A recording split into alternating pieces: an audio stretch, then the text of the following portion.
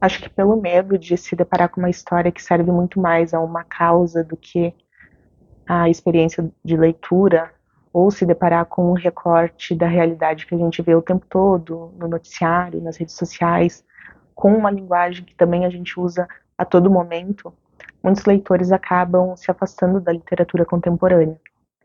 Eu não sou dessas, embora em alguns momentos eu me decepcione, como acontece com livros de qualquer época, mas eu acredito que a gente deve sim experimentar novos autores e por que não aqueles que estão entre nós hoje, né? E por correr esse risco, muitas vezes eu me surpreendo positivamente. E foi o que aconteceu com Não Fosse as Sílabas de Sábado, da Mariana Salomão Carrara.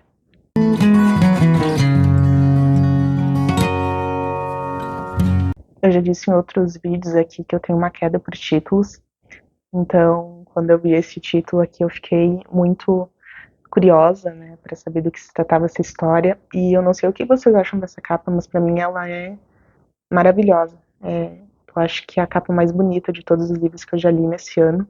Porque se vocês repararem, a gente tem uma foto, né, uma imagem dramática. A gente tem o nome da autora aqui, uma trinca perfeita, são 3 palavras de 7 caracteres. A gente tem aqui o logo da Todavia. Eu não sei se vocês sabem, mas esse logo ele simula o movimento da boca quando a gente pronuncia Todavia. E esse título que é pura poesia, né? Então essa capa para mim ela é perfeita e ela também expressa muito o tom da história que é contada aqui. E falando no enredo, então aqui a gente tem a história da Ana e da Madalena. A Ana é a nossa protagonista e é também a narradora. É ela quem vai contar, né, tudo o que acontece aqui pra gente. Bom, a Ana é uma arquiteta de 20 e poucos anos, está quase beirando os 30, que morava com o André, o seu grande amor. Ela mora em uma cidade grande, que a gente pode pensar como São Paulo, por exemplo. E o livro começa quando acontece uma tragédia que separa eles, né? O André acaba morrendo. E o dia e as circunstâncias em que isso acontece são muito importantes para o desenvolvimento dessa história. Então é uma manhã de sábado, a Ana quer fazer uma surpresa para o André. Ela quer contar para ele que ela está grávida. Isso não é um spoiler porque é bem no começo e aparece até na orelha aqui da edição. Então ela quer contar que está grávida, ela vai para a rua para buscar um elemento de decoração que ela pretende colocar ali no apartamento e tem um significado para eles. Enfim, ela vai, então, nessa manhã de sábado, acorda mais cedo, tá voltando para casa e acontece uma situação e ela precisa da ajuda do André. Então ela liga para ele, pede para ele ir encontrar ela na rua. Quando ele tá saindo de casa, acontece uma situação em que ele acaba morrendo. Né? Ele acaba se envolvendo numa situação e acaba falecendo.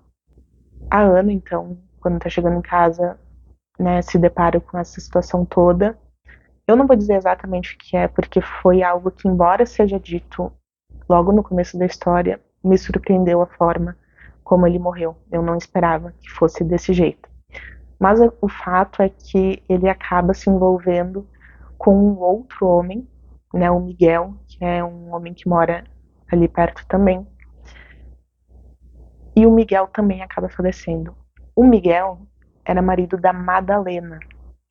E a Madalena, então, é essa vizinha da Ana, com quem a Ana não tinha nenhum contato, não sabia nada sobre eles. E a Ana acaba se aproximando da Madalena por causa dessa circunstância, né, da morte dos 2 homens, do André e do Miguel. E é a partir daí, então, que a história ela se desenrola. Ela vai mostrar essa relação que surge de uma forma trágica, que se dá em circunstâncias muito tristes, que envolvem culpa, que envolve a incapacidade de perdão da Ana e da Madalena. Como eu disse, então a gente vai ter essa história sob o ponto de vista da Ana, que é uma grande vítima, né, dessa situação. E a história ela vai e volta no tempo e ela vai mostrar um recorte de 13 anos, né, da vida da Ana e da Madalena a partir dessa tragédia. E como eu disse, a Ana estava grávida, então a gestação dela também, né, a gente vai acompanhar nessa história, mas o elemento principal aqui é a relação dela com a Madalena. Só que a Ana, ela tá muito amargurada, ela fica, durante todo esse tempo, ela fica ali remoendo o luto, ela fica pensando o que poderia ter sido diferente, né, para que o André não tivesse falecido, e como a situação envolveu o Miguel, que é o marido da Madalena. Por tabela, ela culpa a Madalena também. Por outro lado, a Madalena é uma mulher que a gente entende que ela tenta se aproximar da Ana como uma forma de reparar o que aconteceu.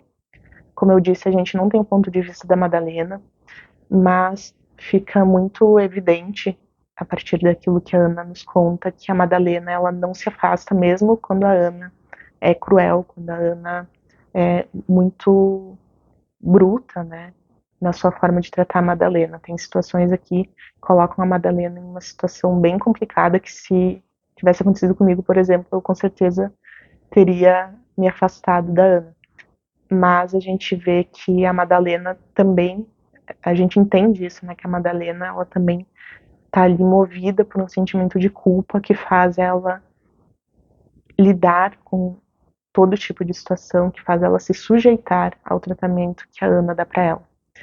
E isso é legal nessa história porque, embora a gente se compadeça da dor da Ana, né, porque ela acaba de ficar viúva, estava grávida, né, perdeu o grande amor da sua vida, muitas vezes a gente fica com raiva da Ana por causa desse comportamento que ela tem. Porque a Ana não admite, ela não reconhece a dor da Madalena. Tanto que ela não deixa nem a Madalena falar sobre o Miguel, sobre o seu passado.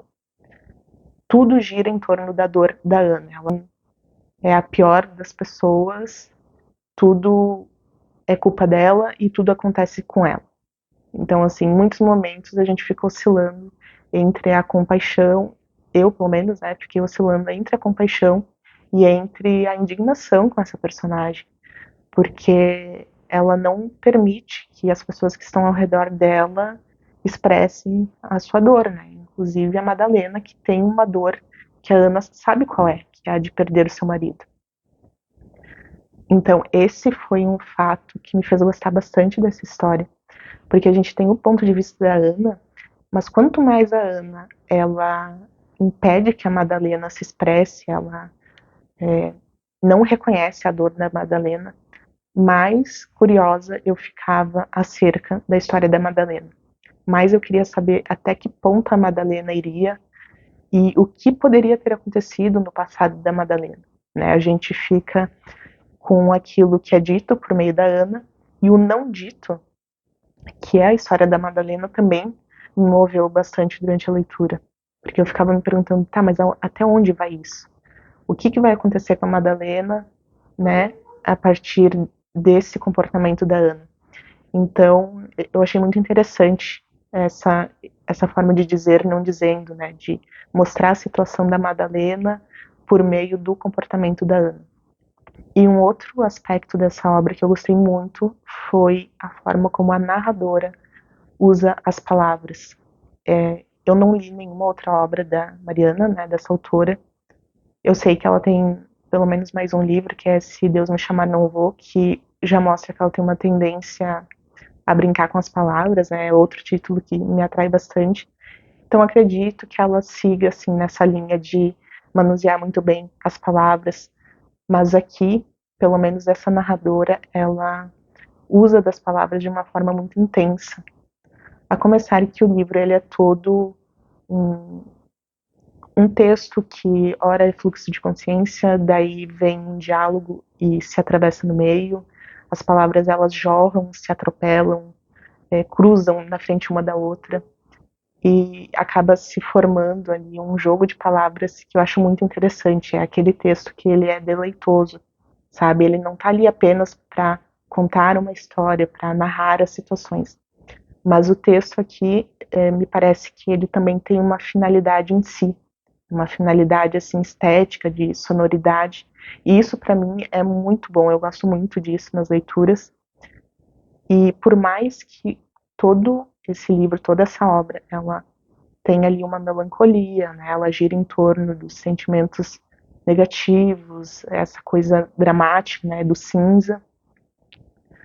A gente percebe que a Mariana é muito feliz na forma como ela transmite isso e como ela brinca com as palavras. Eu falei no começo do vídeo que muitas vezes a gente tem receio de literatura contemporânea, porque a gente pode se deparar com histórias que servem muito mais a uma intenção mais moralista, digamos assim, do que a experiência de leitura. E aqui eu acho que a Mariana ela conseguiu expressar um pouco desses sentimentos de angústia que a gente conhece bem nos dias de hoje. Ela consegue transmitir isso bem sem perder a linha no texto, né? E é a Ana, né, a protagonista, que fica brincando com as palavras porque estudar as palavras parece fazer parte dela. O tempo todo os pensamentos dela giram em torno da composição das palavras. É por isso mesmo que o título, né, envolve não fossem as sílabas de sábado. Ela tem uma questão ali com o nome das pessoas, o quanto o nome ele tem a ver com o impacto das pessoas, falando a grosso modo. Por exemplo, o nome da Madalena, né? Madalena, são 4 sílabas. A empregada, a babá, que tem um momento em que a Ana vai contratar uma babá, que é a Francisca. Então são 3 sílabas. A própria filha, que ela dá o nome de Catarina, também são 4 sílabas. Então eu tenho a impressão que a Ana, a todo momento em que ela fica analisando esses nomes das mulheres ao redor dela, de certa forma ela também está se comparando e se vendo pequena, porque o nome dela é Ana, né? Um nome tão curto perto dessas outras mulheres que estão ali orbitando na vida dela e ao mesmo tempo em que ela não pode viver sem essas mulheres em diferentes situações acabam ou se afastando ou tendo um embate com ela. Então eu acho muito legal a forma como ela vai fazendo esses pensamentos sobre as palavras. E isso também me fez pensar nos nomes dos personagens, porque a gente tem a Ana e o André. Então a gente percebe que Ana e André têm as 2 primeiras letras em comum, só que Ana é menor que André. Então, se Ana tem 3 letras e 2 estão contidas em André, significa que a parte mais importante de quem a Ana é pertence ao André. E quando o André morre, ela fica com um vazio gigante, porque a sua porção mais importante também morreu com ele, né? E do André só sobra aquilo que ficou na Ana, que são apenas 2 letras de 5, né? Porque o André tem 5 letras e ficaram apenas 2 com a Ana. Então essa foi uma forma que quando eu vi que a protagonista tinha esses pensamentos, eu não consegui deixar de ter esses pensamentos também. E outra coisa, a gente tem a Madalena e o Miguel com M de morte, né, o que eu associei muito rapidamente e conforme a gente vai lendo aqui, a protagonista também tem essa forma de ver esse casal, enquanto Ana e André são o amor, né? Então muitas vezes a Ana tem essa forma de enxergar a vida em que ela e o André são as vítimas, era o casal que realmente se amava, e a Madalena e o Miguel estavam em outro extremo, em que ela não reconhece o amor, mas que surgiram para afastar a Ana e o André. Então, esses jogos de palavras, eu sei que viajei um pouco aqui, mas eu gosto desse tipo de análise, de ficar pensando, né? Os nomes dos personagens também são elementos do texto que eu gosto de ficar reparando. E aqui a protagonista ela nos dá bastante brecha, né, para pensar sobre isso. Então essa é uma leitura que eu recomendo muito. Eu acho que é uma leitura que flui muito bem e é uma leitura que é feliz, né, nessa composição do texto. mesmo que o texto ele vá e venha o tempo todo, a gente não se perde. A gente consegue entender muito bem o que se passa na mente dessa protagonista. A narradora também tem uma capacidade muito interessante de formar as cenas e de gerar atenção, né, nos momentos em que a atenção se faz presente. Por exemplo, tem uma cena em que a Ana conhece um outro homem, ela tá ali tendo um namoro, né, um tipo de relacionamento com ele, e eles estão sentados à mesa para jantar, e tem uma codorna assada em cima da mesa, e ele começa a brincar que a codorna vai voar. E a filha dela começa a rir, e quanto mais a menina ri, mais ele mexe aquele animal assado, e em dado momento aquele riso da criança se torna em um choro de pavor, de susto com aquela situação. Então eu acho muito interessante também essa forma com que a gente consegue visualizar as cenas sem nenhum comprometimento, mesmo que a gente venha de um fluxo de consciência bem intenso dessa protagonista. Esse foi um dos livros que eu separei na minha meta de leitura para 2024, e eu comprei ele quando eu estava comprando um outro livro contemporâneo que eu gostei bastante também, que se chama O Último Sábado de Julho, Amanhece Quieto. Sobre esse eu não tenho vídeo aqui, mas tem uma resenha em texto lá no Instagram. Vou deixar o link aqui embaixo caso vocês queiram ver. Sempre que tiver então um livro aí com um título interessante, saibam que eu vou ficar tentada, e sempre que a experiência for boa, eu vou trazer aqui e compartilhar com vocês.